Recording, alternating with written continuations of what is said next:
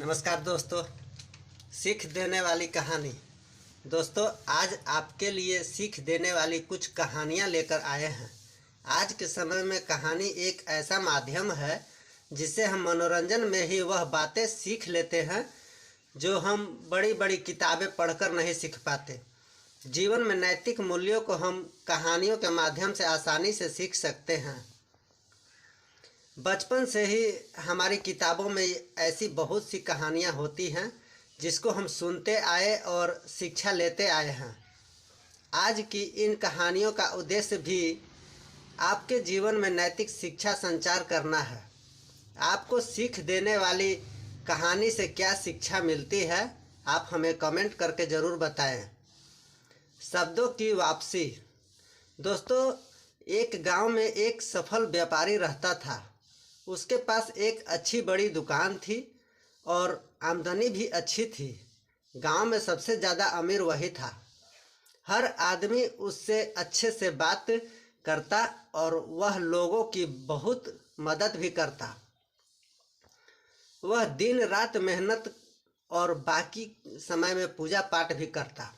लोग बहुत इज्जत करते थे, पर उस व्यापारी की एक बुरी आदत थी। वह जल्दी गुस्से में आकर लोगों से बुरा भला कह देता था, जिससे गांव के बहुत से लोग उससे नाराज रहते थे। और जब वह नाराज लोगों को मनाने जाता और वो लोग नहीं मानते तो उसको और गुस्सा आता और वह और बुरा भला कह देता और फिर बाद में व्यापारी को बहुत बुरा लगता। एक बार गांव में एक बहुत ज्ञानी संत आए। कुछ ही दिनों में दूर दूर तक उनके ज्ञान के चर्चे होने लगे। जब यह बात व्यापारी तक पहुंची तो वह दौड़कर संत से मिलने पहुंचा। व्यापारी ने संत की बात बहुत सेवा की और उनको अपनी समस्या बताई। संत ने व्यापारी से कहा, तुम बहुत सारे कागज़ के टुकड़े लो और पूरे गांव में फेंक आओ, फिर मेरे पास आना।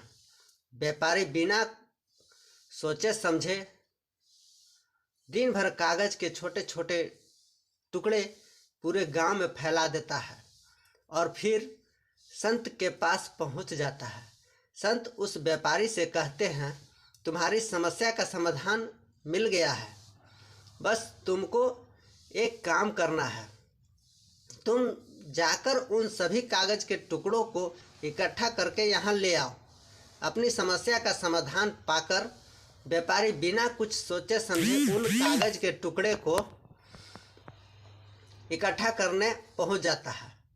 बहुत देर तक कोशिश करने के बाद व्यापारी को यह समझ आता है यह काम तो करना नामुमकिन है। सीख देने वाली कहानी। वह दौड़कर संत के पास जाता है, कहता, आपने काम दिया वो तो असंभव है, मैं चाह कर भी उसको पूरा नहीं कर सकता। संत मुस्कुराते हैं और कहते हैं, बेटा, मैं भी यही कहना चाहता हूँ कि किसी को कहे अपशब्द वापस नहीं ले सकते हैं, इसलिए हमें हमेशा सोच समझकर बोलना चाहिए। आज के बाद तुम यह बात अपने मन में अच्छे से बिठा लो, चाहे कुछ भी हो जाए, तुमको किसी को अपशब्द नहीं बोलना है। संत से प्राप्त इस ज्ञान से व्यापारी की आंखें खुल जाती है और वह दोबारा जब भी किसी को गुस्से में कुछ बोलने वाला रहता है उसको कागज़ के टुकड़ों का उदाहरण याद आ जाता है। शिक्षा।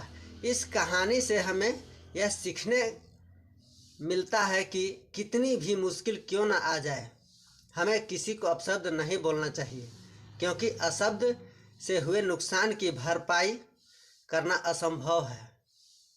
गलत शब्दों से किसी को ठेस नहीं पहुंचाना चाहिए।